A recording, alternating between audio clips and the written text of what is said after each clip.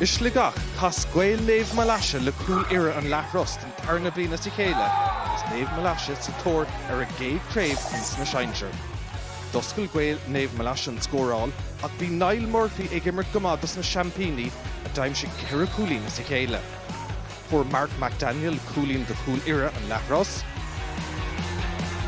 Dragger James McLaughlin agus bhí na fórna cochram coolín an taobh ag an risha.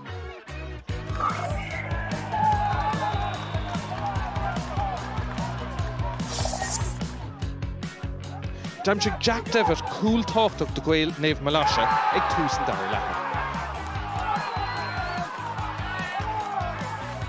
Ach ar náis a rís leis na Champini, Ross Doherty ag chothramú báthróáin eile. Bhí seans déanach ag gweil nef malasha le kick séir, déanach chun an cluthe a bhuachant, ach chúdar garad agus séad an adóg Derek sul a raibh deis thart fé scór. Bhí sé cóscór ag a deire, négólín ag cool ira lachros, héna sé ag gweil nef malasha agus ahimart ag tastáil chun na fórna scarúnt dé daimh se bhuach.